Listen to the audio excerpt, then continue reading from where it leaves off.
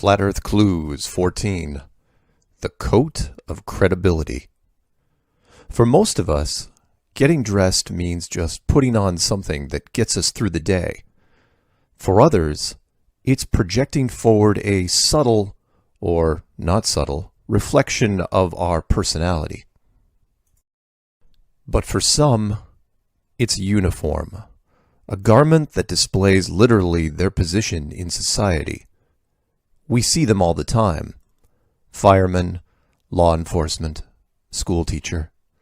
And the clothes over time reinforce the ideas of that position or career, similar to the bell of Pavlov's dog. We see the uniform, and the idea behind the institution is imprinted onto the wearer. Without knowing anything about the person, we see bravery, protection, educational excellence, and there are many variations of these types. One uniform is, however, unique, and is the focus of this clue. It is the lab coat, or what I like to call the coat of credibility. The coat of credibility is, by all accounts, nothing special. It's normally white, but sometimes can be a light shade of blue, about 40 inches long, may or may not have pockets, and really serves no functional purpose. It can't protect you from fire, has no tactical value, and doesn't have any built-in accessories to help you in a lab. It does have a special ability that until now you may not have noticed. It makes people smarter. Well, maybe not literally more intelligent.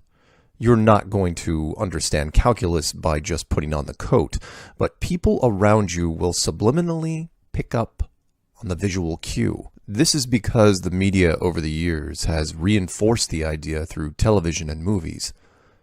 Time and time again, when you want to portray someone on screen as very intelligent, you have to put them in a lab setting. And that's what we see.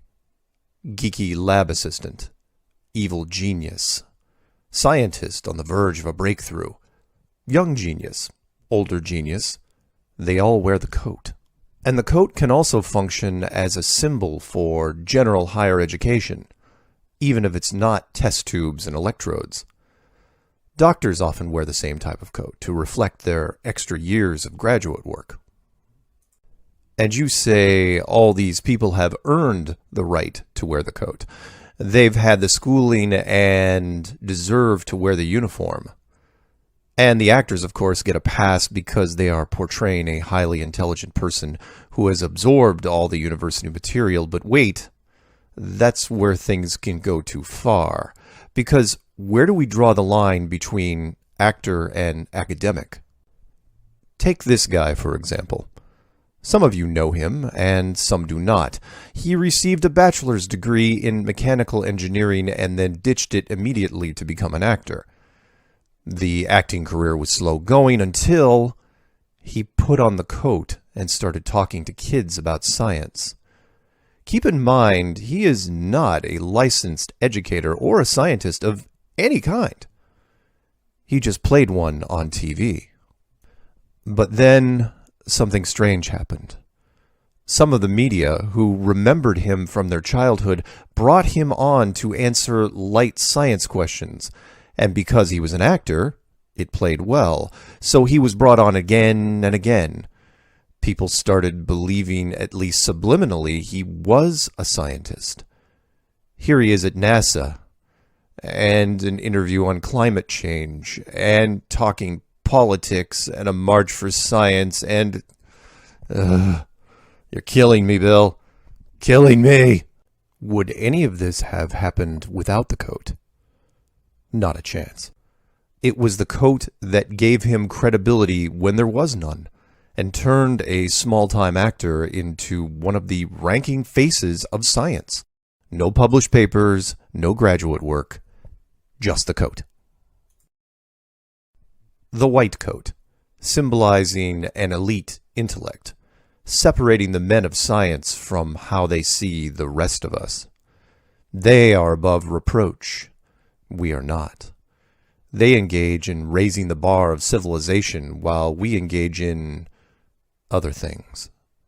The white coat protects them, transforms them, regardless of who they are. Man, woman, black, white, Oompa Loompa. Everyone who puts on the coat immediately becomes more credible. See this guy here? He sells water products for a living. He's also a Flat Earth member and was at a large meetup in Los Angeles. He put on the coat, held a clipboard, spoke with confidence, and at one point held a captive audience, including me. Was it his stylish good looks? Was it his message? Was it the hat? You decide. Bravery, protection, intelligence. What's the difference between the three? You can't pretend to be a fireman or a cop. You can, however, use the coat to convince people of just about anything regarding science, including the shape of the world itself. People say that it's been proven for hundreds or even thousands of years that the Earth is a globe. Proven by whom? The men in the white coats? They didn't prove anything. They told you it was a globe, and you bought it, because we believe the world that is presented to us. So if you see me wearing a white lab coat from time to time, understand why. It's to make a point that not everything is what it first appears to be, and clothes do not always maketh the man.